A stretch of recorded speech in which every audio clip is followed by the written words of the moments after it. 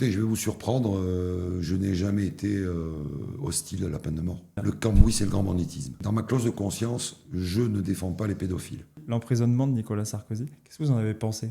Pour l'image du pays, c'est catastrophique. Les magistrats sont de plus en plus politisés et ont une idéologie qui n'a pas sa place dans la justice. Est-ce que vous connaissez des notables qui prennent une arme et qui vont braquer une banque? Non. Est-ce que vous connaissez des notables qui touchent des enfants? Oui. Faut pas aller chercher plus loin. On touche le fond là aussi quand on voit Abdeslam qui dit « je suis pas bien traité en prison ». Il manque des policiers, il manque de la prévention, il en manque des dizaines de milliers. Éric Ciotti, je suis son avocat. Il m'a d'abord choisi, fait l'honneur de me choisir. J'ai accepté parce que je ne veux pas faire de politique, parce que si j'avais voulu, j'aurais pu être à ses côtés dès le départ. Si demain il était amené à des grandes responsabilités étatiques, et qui me demande d'être ministre de la Justice, c'est que je dirais à Éric Ciotti, la justice que je vois et que je veux réformer ne semble pas correspondre à l'ère du temps. Bonjour à tous, je suis très heureux de vous retrouver aujourd'hui pour ce nouvel épisode d'Azur. Aujourd'hui, on reçoit Maître Franck De Vita. Il est avocat pénaliste au barreau de Nice depuis 36 ans. Avec lui, on va revenir sur sa vie avant d'être avocat, ses grandes affaires, sa vision sur la justice, sur la France, sur Nice. Il va aussi nous raconter quelques affaires qu'il a pu défendre. Azur, épisode 18, c'est parti.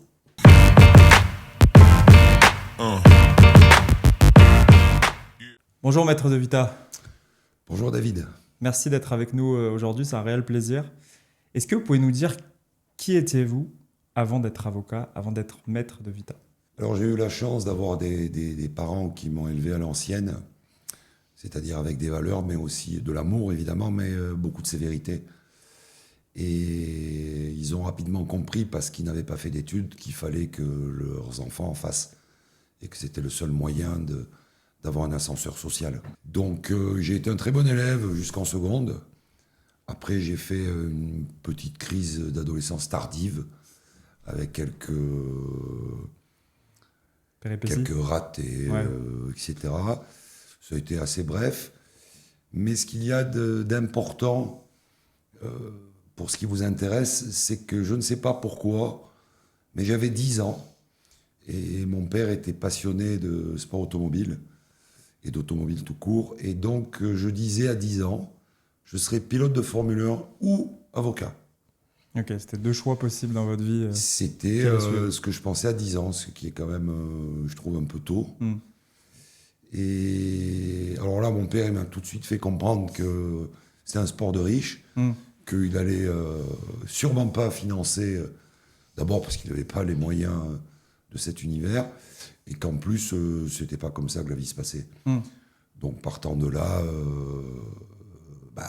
il me restait la voie d'avocat, donc je suis parti. C'est ce que vous avez pris. Je suis parti. Est-ce que vous vous souvenez de votre première plaidoirie qui vous rappelle vos débuts dans votre parcours d'avocat? Alors, ma première plaidoirie pénale, je m'en souviens très bien parce que ça ne s'invente pas. Je défendais un jeune qui avait volé 2 roues de secours. Ce qui est quand même... c'est un symbole d'une carrière qui va s'annoncer un peu bizarre quelque part.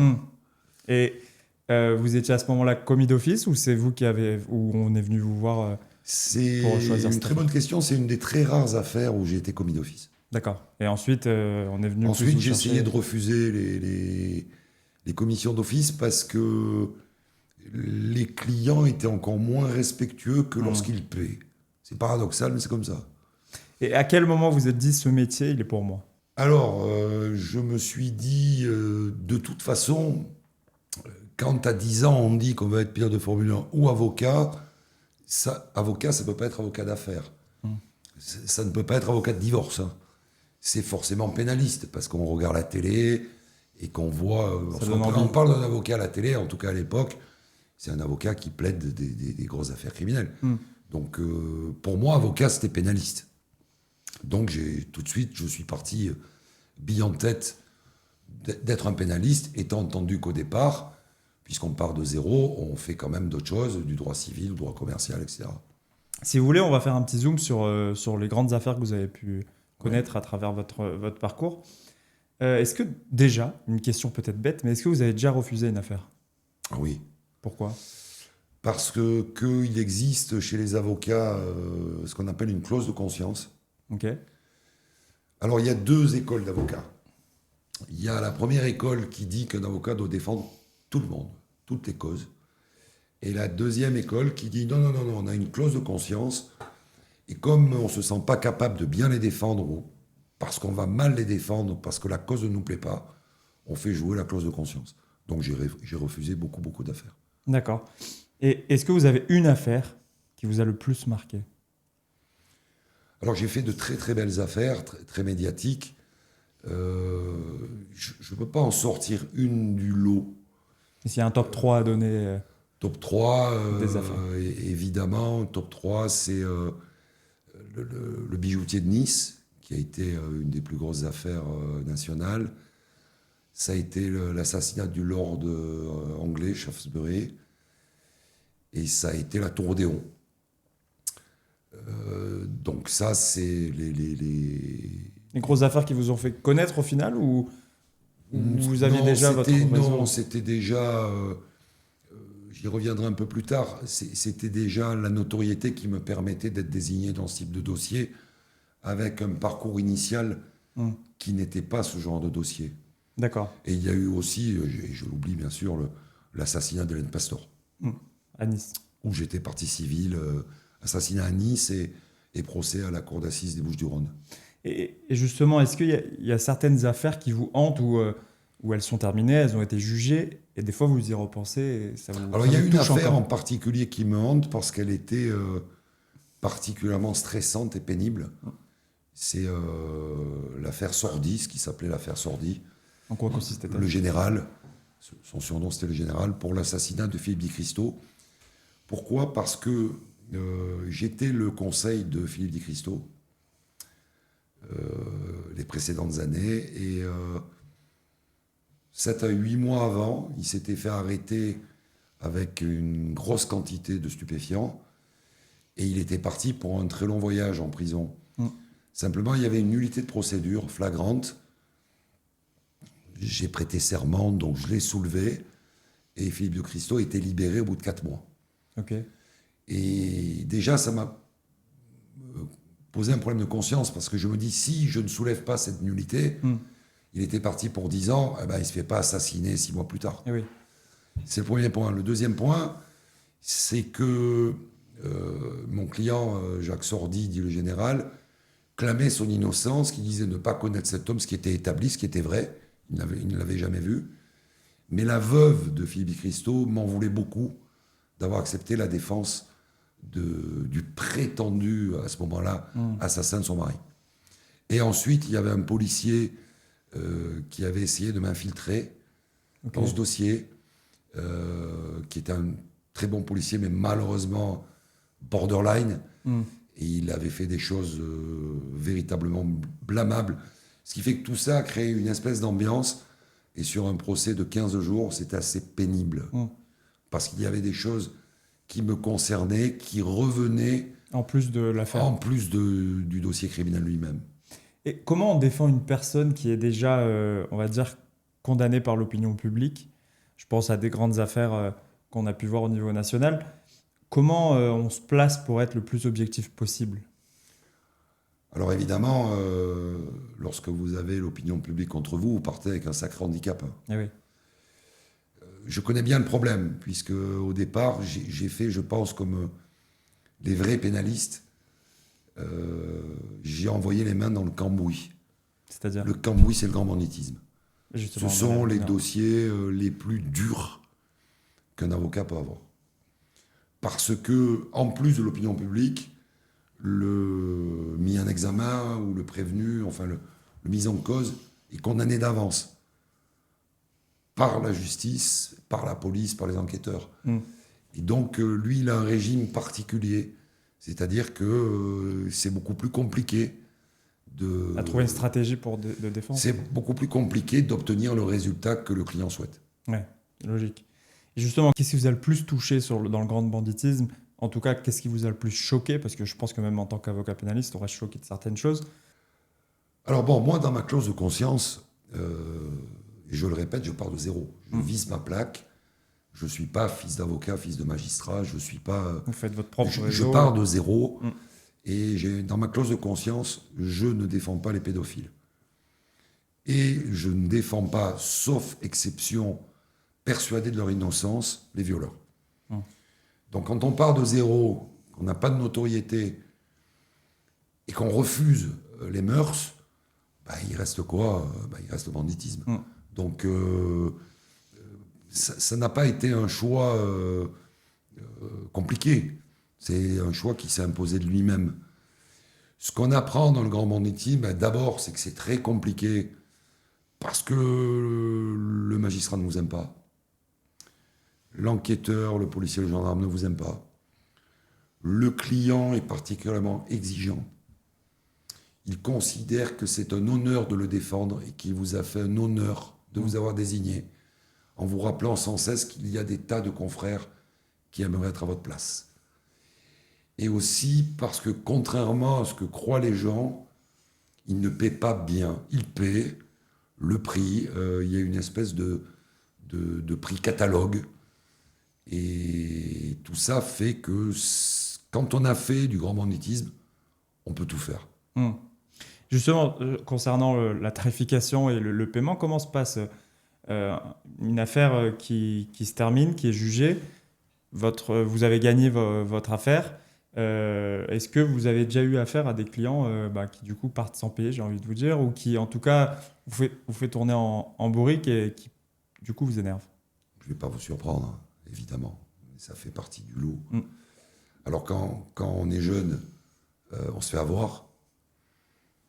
Rapidement, on comprend que les honoraires se paient avant la prestation. En amont. Sinon, on laisse tomber. Après quelques ardoises qui font mal, on arrive à adapter ça. Et après, il y a le deuxième volet, qui est ce qu'on appelle honoraire de résultat, puisque la plupart des grands bandits sont soi-disant des hommes d'honneur, et vous disent, si jamais vous réussissez ça, vous aurez tant. Là, vu qu'il n'y a pas de contrat signé, 9 fois sur 10, ce qui a été promis n'est pas payé, mais on le sait. Donc ça fait beaucoup moins mal qu'au début de carrière, quand on n'est pas payé du tout, et qu'on est payé en promesse de paiement, et qu'arrive le jour du procès. Ah, je les ai oubliés, vous les aurez demain. Bon, c'est fini, le lendemain, vous n'avez plus rien. Même si le résultat est très bon, c'est fini. Ouais, il faut savoir accepter ça aussi. Enfin, c'est une pression ça fait partie qui du apparaît. job. Ça fait partie du job. Si vous voulez, on va plus aller sur la partie justice, votre vision sur la justice en France. Ouais. Je pense qu'elle est importante de la connaître. Qu'est-ce que vous pensez vraiment très globalement de la justice française? Est-ce que vous pensez qu'on est en avance par rapport à d'autres pays européens? Qu'est-ce que vous pensez? Moi, je considère évidemment que notre justice se porte très très mal pour des tas de raisons. Manque de moyens. Des magistrats qui sont souvent politisés. Des avocats qui font un peu n'importe quoi aussi. Donc tout ça fait que l'état des lieux n'est pas terrible.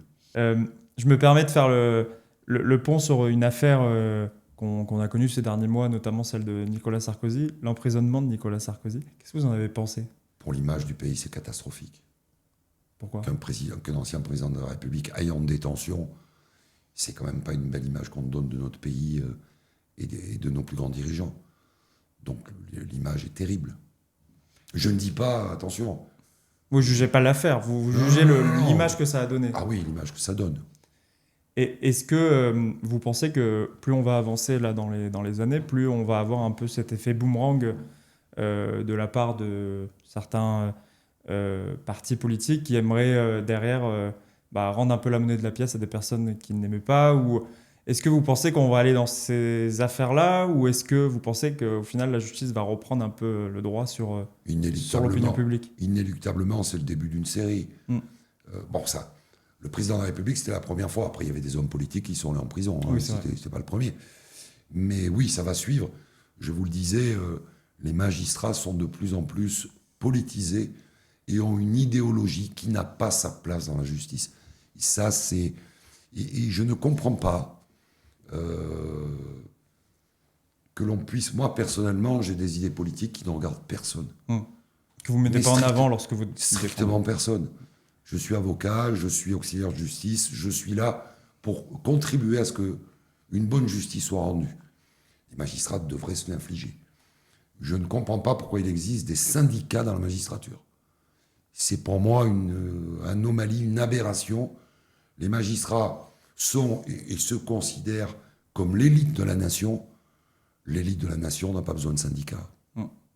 Et qu'est-ce qui ferait changer les choses, du coup? D'enlever les syndicats Une loi qui dirait que les magistrats n'ont plus le droit d'être syndiqués, tout simplement. Et vous pensez que ça peut être possible ou il va y avoir des blocages à chaque fois que on va vouloir À faire des l'heure grandes choses? actuelle, c'est totalement impossible. C'est une rêverie. Ouais. On revient sur votre vision sur la justice et en tout cas en France. Est-ce que vous pensez que les peines sur plusieurs délits sont assez dissuasives? Ou est-ce que en fait, un bandit se dit c'est bon, je vais prendre 6 mois de sursis et puis je vais pouvoir recommencer et c'est pas si grave que ça au final? Les peines sont en France très dissuasives et sont presque au plafond, sauf en matière de mœurs. Et c'est le gros problème. D'ailleurs, c'est d'actualité, sauf que moi, ça fait 30 ans que je le dis. Plus de 30 ans, j'ai 36 ans de barre, mais depuis le début, je dis qu'est-ce que c'est que ces peines pour les pédophiles et les agresseurs sexuels. On est en plein dedans, et j'en suis enfin ravi. Là, les peines, ça va pas du tout. Mais après, c'est facile à comprendre. Est-ce que vous connaissez des notables qui prennent une arme et qui vont braquer une banque? Non. Est-ce que vous connaissez des notables qui touchent des enfants? Oui. Faut pas aller chercher plus loin. Oui, clairement. Et justement, est-ce que quand on voit une affaire comme l'affaire de Salah Abdeslam, le terroriste de Paris, ces derniers jours, on voyait qu'il a demandé à sortir du quartier sécurisé et que l'État, au final, lui devait de l'argent parce que l'état dans lequel il se trouvait dans la prison était assez négatif. Est-ce que vous trouvez qu'il a raison de demander plus de confort en prison ou est-ce que justement, là, il faut avoir un titre d'exemple sur ce type de personnes? Non, mais pour moi, c'est terrible. Je veux dire, je n'aurais jamais défendu Abdeslam. Je considère, alors que c'est vendu comme quelque chose de magnifique, que tous ces pseudo-procès pour ces terroristes n'ont servi à rien, ont coûté de l'argent à l'État. Et je pense, honnêtement, l'État de droit, c'est sacré, mais qu'il devrait y avoir une exception, l'État de droit, pour des assassins de cette dimension, des assassins de masse, des fanatiques. Je suis pas législateur, je vais pas vous donner le remède. Bien sûr. Mais on touche le fond, là aussi, quand on voit Abdeslam qui dit « Je suis pas bien traité en prison. » C'est pas logique, quoi.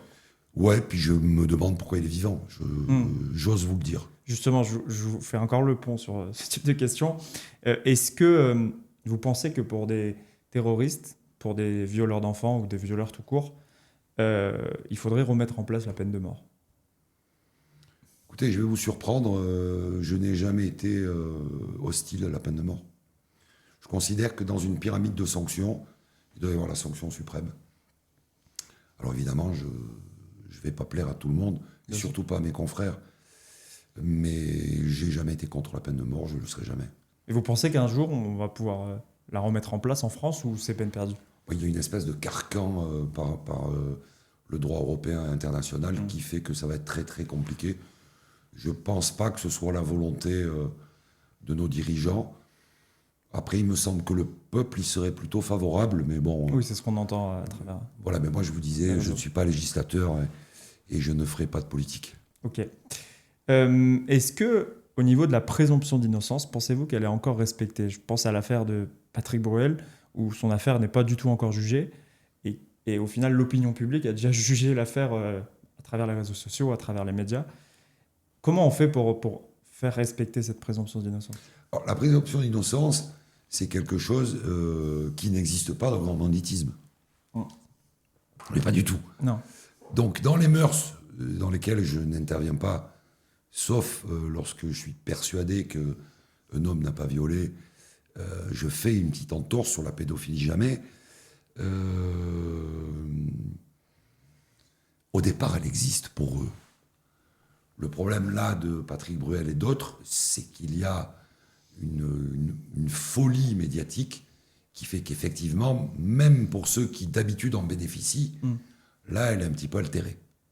Clairement. On va revenir, si vous voulez, un peu sur les coulisses de votre parcours.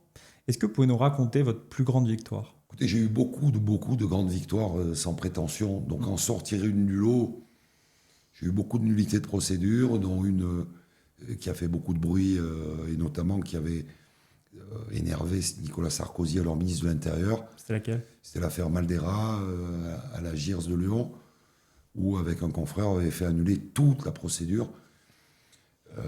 C'était pourtant imparable. C'est une belle victoire. Après, j'ai eu mon premier acquittement sec est aussi une belle victoire. Alors, qu'est-ce qu'un acquittement sec? J'allais vous le demander. Voilà, un acquittement sec, c'est un vrai acquittement. C'est un acquittement où l'accusé est acquitté de tous les crimes et de tous les délits connexes pour lesquels il a été jugé. Des acquittements secs, il n'y en a pas beaucoup. Donc, moi, le premier que j'ai eu, j'ai vraiment apprécié. Après, on a des acquittements partiels qui sont aussi très agréables, comme le bijoutier, que j'ai fait acquitter du meurtre. Justement, vous pouvez nous raconter le bijoutier Nice, les grandes lignes de cette histoire? J'y reviendrai, mais si on compte les acquittements partiels comme certains confrères célèbres, moi, j'ai plus d'acquittements que de passages en cour d'assises. Donc, ça n'a plus de sens. Pour moi, un acquittement, c'est sec. Vous êtes renvoyé pour un crime et pour le délit d'association de malfaiteurs, par exemple. Un vrai acquittement, c'est l'acquittement du crime et du délit. Et la personne, elle est acquittée de tout, elle est innocentée totalement. Bon, c'est ça. Ensuite, le bijoutier le bijoutier de Nice, ça a fait un bruit terrible. Mais pour une fois, j'avais l'opinion publique... de votre côté? De mon côté, l'opinion publique. Hein. Oui. Pas les journalistes de gauche, par exemple, hein, qui n'aiment pas la légitime défense. Et paradoxalement, le peuple est avec moi, mais les magistrats, non, parce que les magistrats n'aiment pas la légitime défense. Je ne sais pas pourquoi, alors que c'est un très beau texte. Donc ça a été dur, mais on avait un appui. Après, je me suis débrouillé pour éviter toute récupération politique, comme d'habitude. C'est ce que j'allais vous dire. Et on a réussi à le faire acquitter du meurtre, puisqu'il était renvoyé pour meurtre. Et il a été condamné à la prison avec sursis pour des violences avec armes ayant entraîné la mort sans intention de la donner. Pardon. Quelle a été votre plus grande défaite? Honnêtement, Vous n'avez pas? j'en ai pas. Okay. C'est peut-être aussi d'avoir trié les dossiers avant. Oui, il y a un filtre qui est fait. Donc je pense qu'en amont, j'ai fait ce qu'il fallait. En aval, je pense avoir fait ce qu'il fallait. Est-ce que vous avez déjà douté avant une plaidoirie? Dans votre tête, c'était déjà perdu d'avance? Perdu d'avance, jamais, parce que perdu d'avance... Alors, perdu d'avance, c'est très simple. Le patron, c'est le client. Il dit, bon, maître, je vous ai désigné, je veux plaider l'innocence, je veux plaider non coupable. Excusez-moi, monsieur, j'ai regardé le dossier, c'est impossible. Donc, soit on change de stratégie, vous avouez, soit vous prenez un autre. Donc, déjà, j'ai éliminé beaucoup de problèmes à ce niveau-là. Ouais, c'est un bon filtre. Oui. Ensuite, parce qu'il y a deux questions dans votre question. Oui. Douter avant de plaidoyer, toujours. C'est le pire moment de la profession, c'est les quelques secondes. Alors, ça dépend s'il y a un peu de bruit, etc. Je veux dire, entre 5 et 10 secondes, où le président du tribunal ou de la cour d'assises vous donne la parole et que vous prononcez les premiers mots. C'est ce qu'on appelle le trou noir. C'est un trac qui est immense et qui ne disparaît jamais. Et c'est un trac que si on pouvait trouver un moyen pour l'éliminer, ce serait bien, parce que c'est extrêmement difficile. Ce sont des secondes très très longues. Et ce trac est le même lors de votre première plaidoirie comme 30 ans plus tard ou 35 ans plus tard? Bizarrement, oui. Vous avez toujours le même? C'est le même. Ok. Est-ce que vous avez déjà été menacé? Oui, bien sûr. J'ai été menacé, mais de manière insidieuse. Et je l'ai appris pas par ceux qui me menaçaient. Vous l'avez appris comment? Je l'ai appris par d'autres gens. Ok. Parce que c'est au début de ma carrière, ce grand banditisme, c'est vraiment un monde particulier. Et les gens viennent pas comme ça vous dire je vais te faire du mal. Mm. Mais on finit par le savoir. Donc on le sait pas directement, mais on sait qu'il y a des Au fil menaces. du temps, vous On avez sait une qu'il y a des information. menaces de telle ou telle personne. Ça fait partie, malheureusement. Ça a été très rare, hein, ça a dû m'arriver 2 ou 3 fois. Mais ça fait partie là aussi du cocktail du pénaliste. Oui. Qu'est-ce que vous ressentez au moment du verdict dans le cas où il est positif? Qu'est-ce que vous dites à votre client? Quand le verdict est positif, c'est l'allégresse, c'est la joie, et le client est le premier. Vous sautez dans les bras? Enfin, peut-être pas, mais... Oh, ça peut aller jusque-là, Ouais. oui, ça peut aller jusque-là. Ensuite, lorsque le résultat n'est pas bon, enfin, pas comme on voudrait que, comme on aurait rêvé qu'il le fût, quoi, Bien sûr. qu'il le soit, on a cette phrase hein, qui est propre aux pénalistes. Quand on rentre à la maison ou au cabinet, on dit j'ai pris 20 ans. J'ai pris 20 ans. Donc, quelque part, c'est comme si l'avocat les avait pris lui aussi. C'est une phrase qui revient tout le temps. Si vous voulez, on va revenir un peu sur le regard que vous avez sur la ville de Nice. Comment Nice a évolué ces 5-10 dernières années? Est-ce que la ville a évolué de manière positive ou pas du tout? Sur le plan global, je ne voudrais pas m'aventurer en politique. En tant que citoyen, moi, ce que je déplore, c'est qu'on ne puisse plus circuler dans cette ville. Ça, considérer que tout le monde doit prendre les transports en commun, ben, c'est se foutre un peu de la gueule de certaines personnes qui ne sont pas à proximité des transports en commun. Ensuite, bon, ben, je constate que nous sommes gravement endettés. Et enfin, je me dis que c'est bien beau d'être la vitrine avec des événements internationaux qui polluent le plus souvent la vie des Niçois, mais que quand même on devrait d'abord, en priorité, s'occuper des Niçois. Sur Nice et sur la Côte d'Azur, est-ce que vous voyez une criminalité qui s'accroît? Est-elle plus particulière que dans d'autres villes? Comment vous jaugez Nice par rapport à d'autres villes de France? Non, Nice est véritablement à l'image de tout ce qui se passe en France. La criminalité est très différente d'il y a quelques années. D'abord, la disparition du grand banditisme, la quasi-disparition. Il doit rester quelques dinosaures, mais qui sont âgés. Mais il a changé le grand banditisme d'il y a Voilà, 20 ans, donc c'est plus le même. ce que j'appelle mon grand banditisme hiérarchisé, avec un parrain ou une structure, ça a disparu. On est passé là aussi à l'ubérisation de la criminalité. Il ne reste plus que les stupéfiants et la cybercriminalité. Tout ce qui était le vivier classique du pénaliste, vol avec armes, des banques, les fourgons blindés, les machines à sous, Mais c'est à l'ancienne. le proxénétisme, tout cela a disparu complètement. Restent donc les stupéfiants qui sont faits la plupart du temps par les jeunes de quartier, qui ne sont pas du tout organisés tels que le grand banditisme l'était à l'époque, et ceux qui font de la cybercriminalité, qui sont aussi, eux, des gens qui sont plutôt indépendants. Et en termes de narcotrafic, est-ce que vous pensez que le narcotrafic s'accroît à cause des mauvaises éducations que peuvent avoir certains jeunes de France? Ou est-ce que vous pensez justement qu'il a été galvanisé par l'argent, par les stupéfiants, et qui du coup, la vie est plus facile, entre guillemets, si on passe par les stupéfiants et on passe par le narcotrafic? Comment vous voyez? Comme je vous le disais, tout le monde n'a pas les compétences pour être cybercriminel. Oui. Il faut déjà des qualités d'ingénieur. Donc qu'est-ce qui reste? Puisque je vous ai dit que tout a disparu, ou presque tout. Il reste les stupes. Les stupes, ça rapporte beaucoup, énormément d'argent. Ça polluait déjà le grand banditisme de l'époque, parce que ça rapportait beaucoup plus que les autres leviers. Il y a déjà un problème de l'augmentation des consommateurs, donc qui augmente la demande. Il y a ensuite le fait que ça se passe dans des cités qui sont des zones de non-droit. Donc évidemment, qui dit zone de non-droit dit défaut d'éducation. Voilà comment on a ce cocktail explosif du narcotrafic. Comment on change les cités? C'est-à-dire comment on va dans le bon sens? On rajoute des écoles, on rajoute des personnes, des médiateurs, mais c'est pas suffisant. On le voit à travers toutes les affaires qui passent. Sans parler, je m'y refuserai toujours politique, tout en collant à l'objet de votre interview,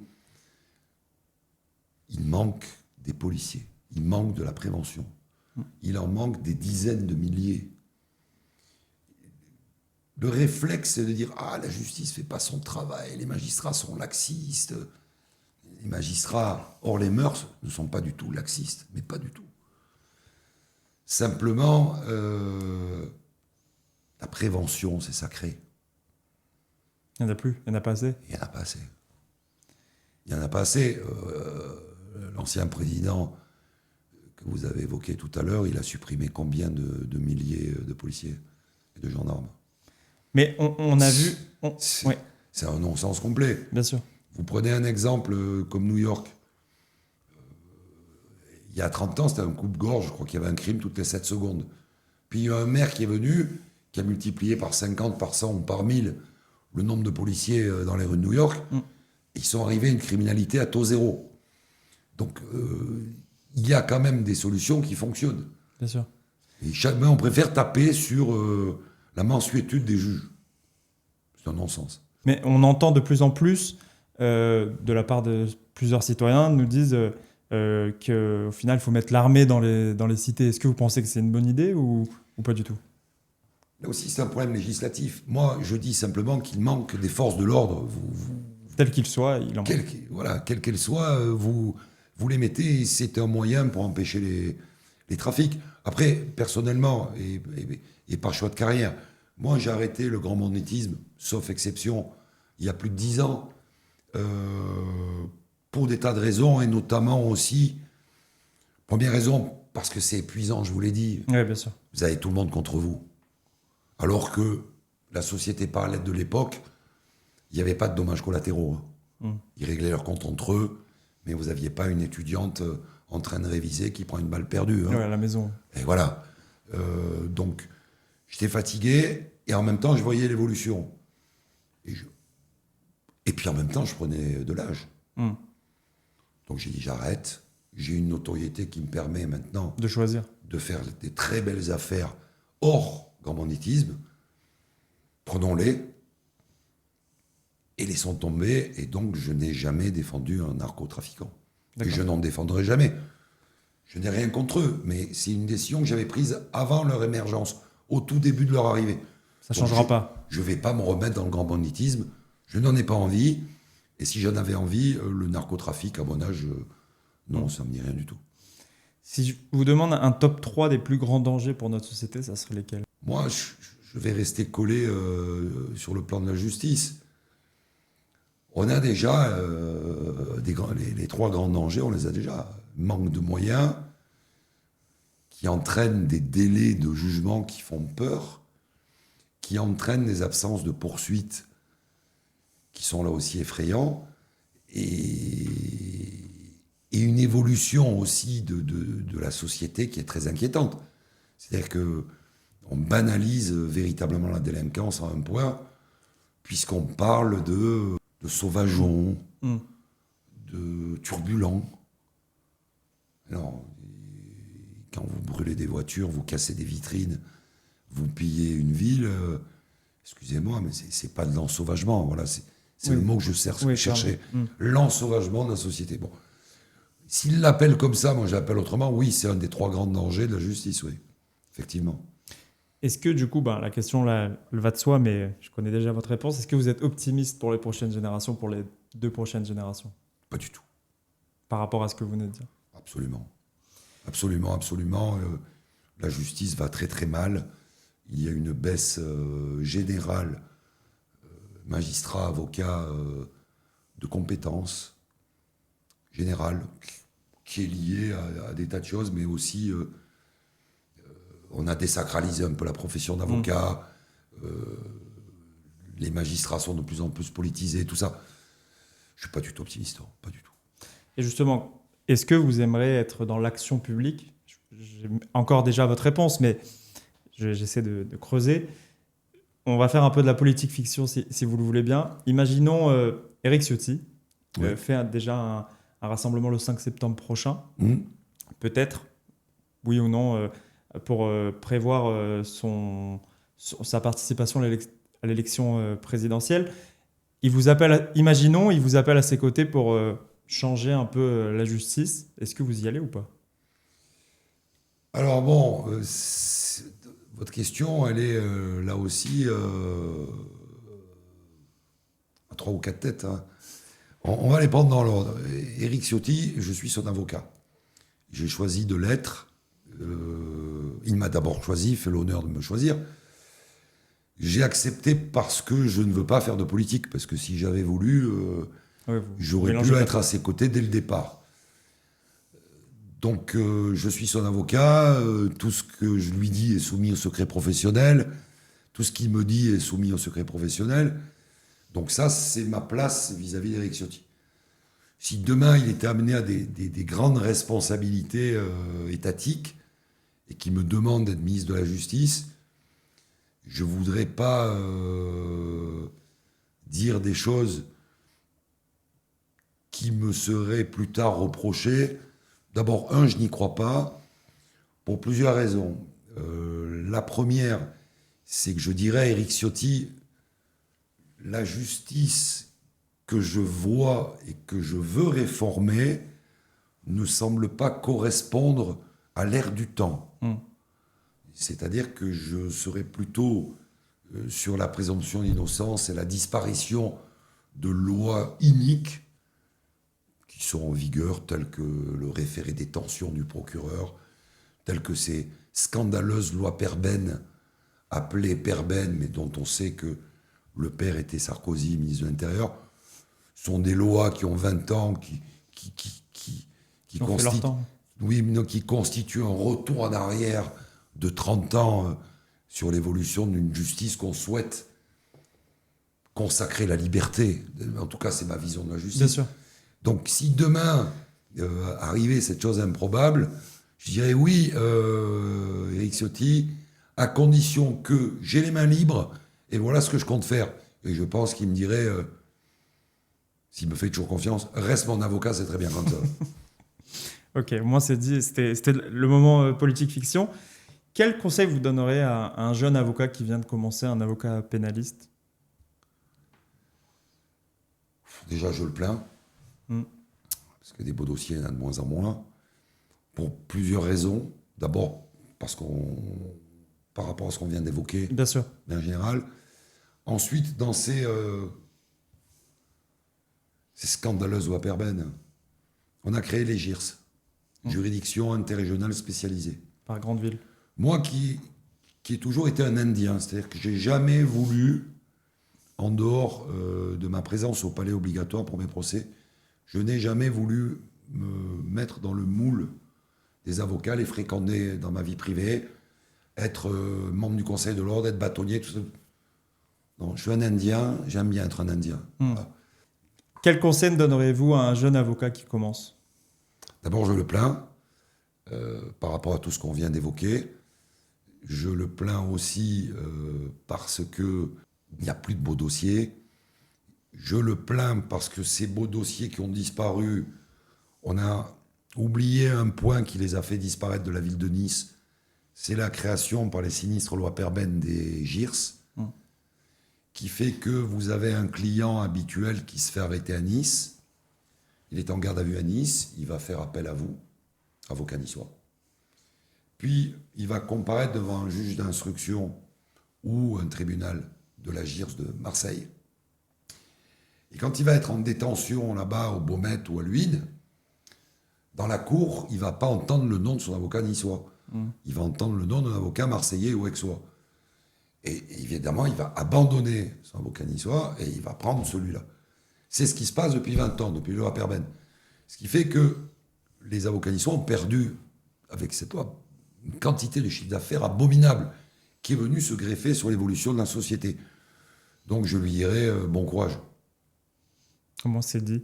Quel héritage vous souhaitez laisser de votre carrière, même si elle n'est pas finie, je le sais bien, mais là, au bout de plus de 30 ans de plaidoirie, plus de 30 ans de barreau de Nice, quel héritage vous souhaitez laisser?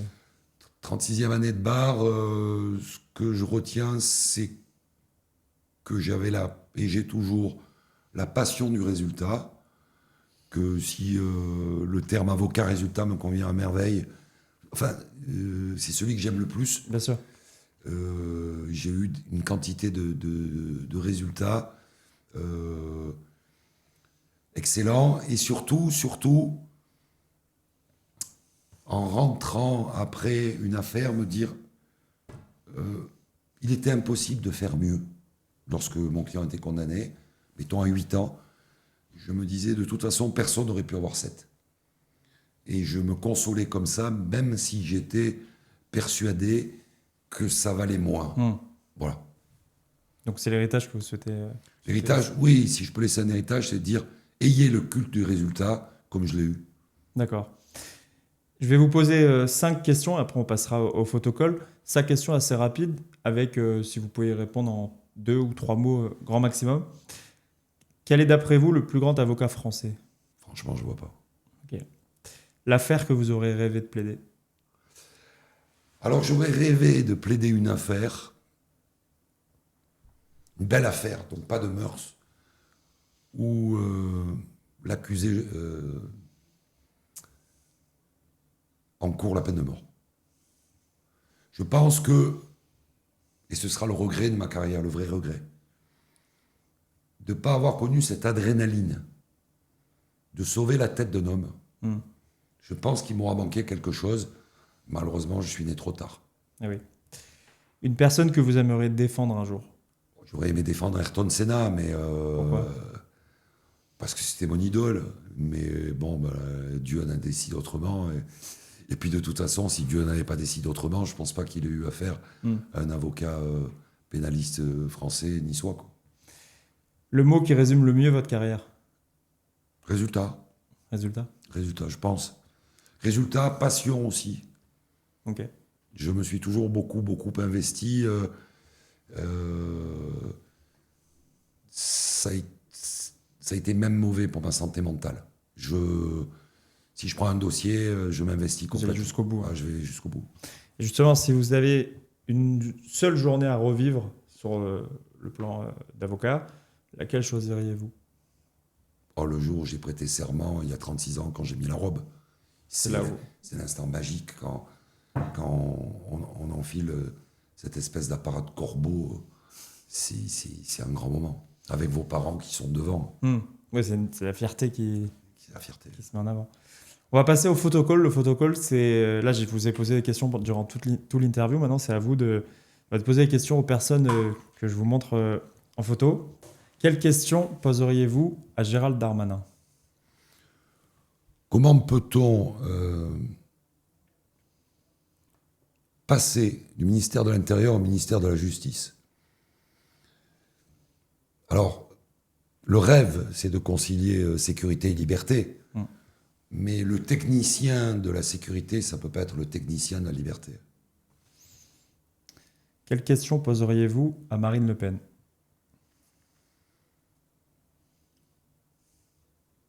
Est-ce bien raisonnable de se présenter à l'élection présidentielle avec le risque d'y participer en étant définitivement condamné? Justement, qu'est-ce que vous pensez par rapport à l'affaire de Marine Le Pen? Que les magistrats en première instance et en appel ont rendu des décisions teintées d'idéologie. Encore une fois, la cour d'appel raisonnant de manière inverse, par une idéologie inverse de la première, mais lui laissant la possibilité de concourir à l'élection, est-ce que c'est pas aussi une décision quelque part politique? Quelle question poseriez-vous à Nicolas Sarkozy? Pourquoi a-t-il sali, dans son dernier pseudo-bouquin, son fidèle avocat et ami Thierry Herzog? Okay. Quelle question poseriez-vous à Éric Dupond-Moretti? Alors là, je n'ai absolument aucune question à poser à Éric Dupond-Moretti. Okay. Pour moi, c'est clair. Quelle question poseriez-vous à Éric Ciotti? Je ne peux pas lui en poser. Je suis son avocat, donc tout ce qu'on se dit, question-réponse, est soumis au secret professionnel. Donc Éric Ciotti, je ne peux pas lui poser de questions. En tout cas, je peux, mais je peux pas vous dire laquelle. Ok. Quelle question poseriez-vous à Donald Trump? Que c'était bien quand il s'occupait que des États-Unis. Parce que... Alors, la question que je lui poserais, c'est... Vous avez fait un premier mandat en disant que vous vous occupez que des USA. Quelle mouche vous a donc piqué d'aller vous occuper Ce qui se passe ailleurs. de foutre le bordel dans le monde entier? Excusez Non, ma moi, vulgarité. vous avez une sincérité.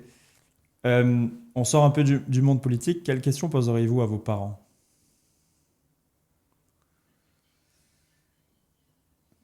Quelle question. Est-ce que vous réalisez à quel point je vous dois ma carrière professionnelle? Quelle question poseriez-vous à vos enfants? Êtes-vous heureux? Quelle question poseriez-vous à votre femme? Comment fais-tu à me supporter et à m'aimer avec ce métier de fou? Comment as-tu pu tenir presque 25 ans à supporter un homme qui rentre à la maison plein de stress, de soucis, de désillusions, de déceptions? Voilà la question. Ok. Maître De Vita, merci beaucoup. Ce fut un plaisir. Merci pour votre sincérité. Je pense que c'est la chose qu'on retient de cette interview. Merci à vous. Et puis, prenez soin de vous. Merci beaucoup. À bientôt.